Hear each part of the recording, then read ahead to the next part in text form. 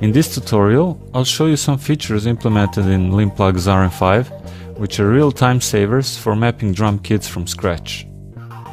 In front of me I have RM5 loaded with the default drum kit. You can choose your own default drum kit in the setup page. Just click the browse button and select a new default kit. Okay, so to map the new samples, first unload this kit. Click this red button and confirm the message. All pads are now empty and all pad parameters are set to default. The drum kit that I will map is called Big Mono.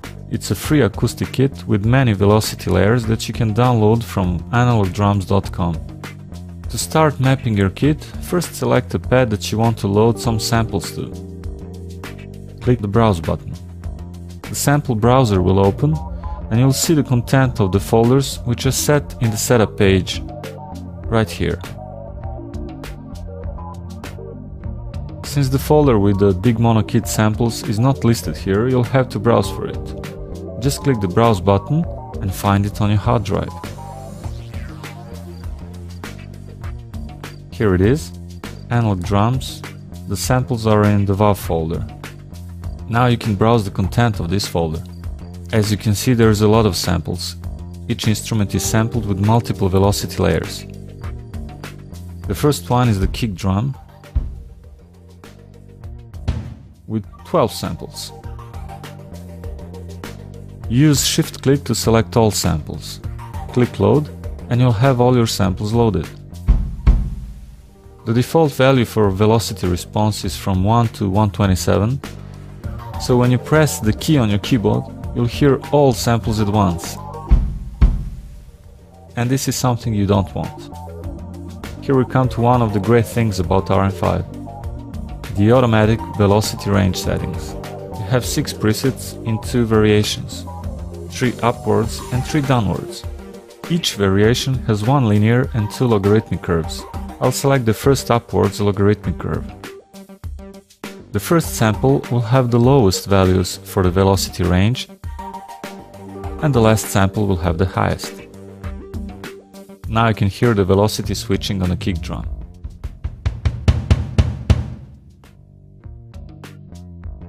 Now close this browser. Select the next pad, click on the browse button, and the browser will open again with only the content of the preset folders visible. Instead of browsing again to the folder with your samples, just click the quick look button and you'll be back to the last visited location.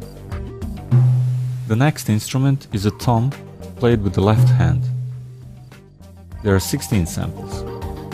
Shift click to select all, load them all at once, select the velocity range preset, and here you go. You don't have to close the browser to select the next pad. You can just click and drag this display until you reach the next pad.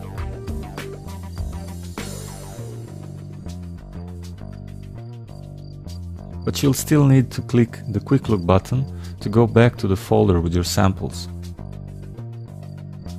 Next is a tom played with the right hand.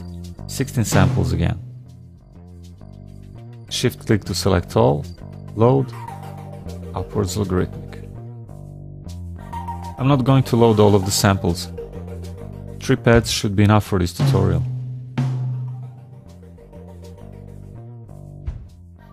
You can now give names to the pads which are loaded with samples. Just click the empty field and type. You can use this display as a reference to know which samples are loaded. Here I have tom 1, left hand.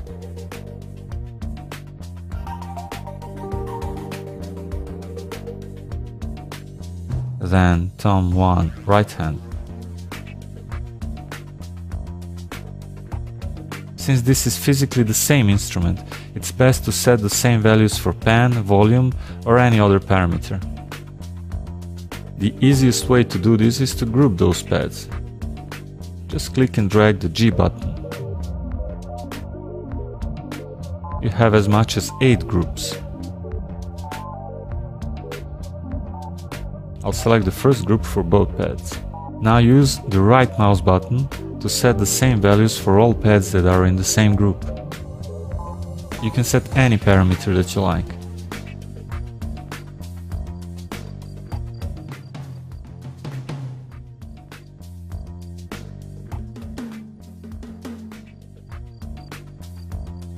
To change the note that triggers the pad, just click and drag the note value.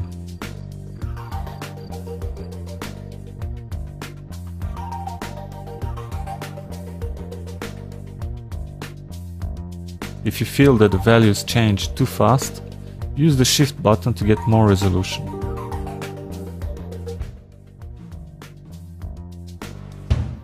All the samples are mapped now.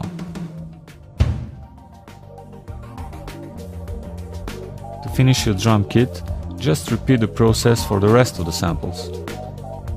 When you're done, don't forget to save your drum kit. Click this button to open the kit browser.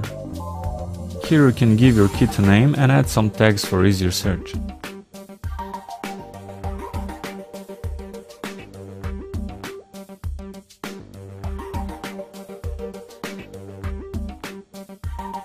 In the credits field, I'll type the website where you can find the Big Mono drum kit.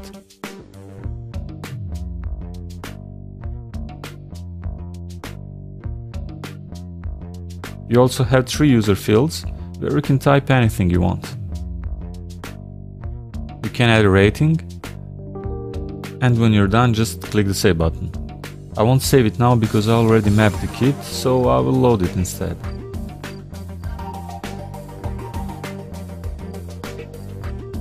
Okay, here it is. I'll close the browser. As you can see, I set the toms to the second group and the hi-hats to the first group.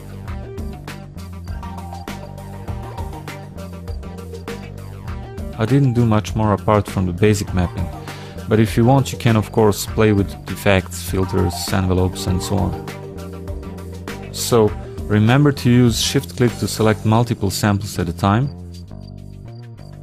the quick look button to go back to the folder with your samples, velocity range presets for one-click settings, and groups for editing multiple pads at a time.